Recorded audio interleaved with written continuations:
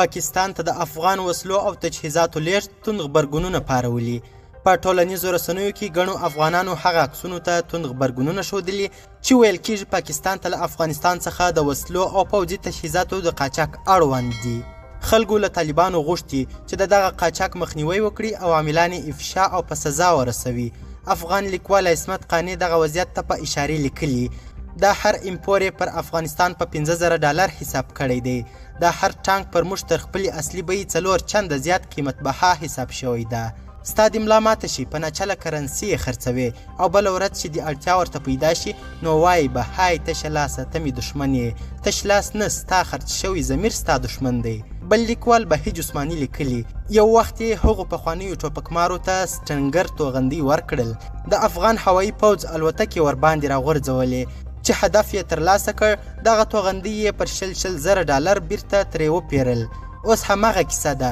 په دې پلمه چې د ترهګرو لاس ته ونه لویږي دا د 85 میلیارد ډالرو وسلې به اوس پاکستان ته په مفته کې ورکول کیږي او مولا جان ته به څو شین غوږي لوټونه او یو څو لارۍ غنم وریجې او کمپلې ورسیږي. ما او تا ته به آیتونه حدیثونه او د ازادۍ سرندې غږوي خو پښې به مو د تل لپاره پاکستان ته په زنځیرونو تړي. یوازې ننداره کوئ وخت به مو په ډیرو څیزونو پوه کړي خو څه به کولی نشي. د تیرې ولسي جرګې غړي کمال ناصر اصولي هم په دې اړه غبرګون ښودلی او لیکلي پکتیا امپور د بیت المال چور د وسلې وړل پاکستان ته خرڅلاو بدون د قانوني مجوزو او د شخص او د دوی سره د شکایاتو په وطن فروشي دلالت کوي. د افغانستان اسلامي امارت څخه غوښتنه کوم چې عاجل دغه شخص پیدا او تر لوړ مقاومت د شریکانو نومونه د ولس سره شریک او قانوني سزا ورکړي. د طالبانو د بهرنیو چارو وزارت د اقتصادي اړیکو رئیس شفیع اعظم هم دا موضوع تایید کړي او غبرګون یې ورته ښودلی. نوموړي لیکلي د وسلې قاچاقچیان او ملګري یې راټینګ کړي. دې کې که په لوړه کچه څوک داخل وي یا ټیټه کچه ټول غدار دي. دا صف او دا وطن داسې خلکو ته قطعا اړتیا نه لري.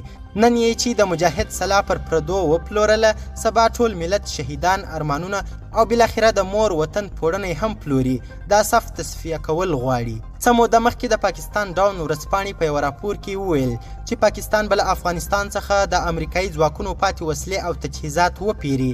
سرچینې زیاته کړې وه چې طالبان پیسو ته اړتیا لري او له دې کبله به دغه وسلې او تجهیزات وپلوري.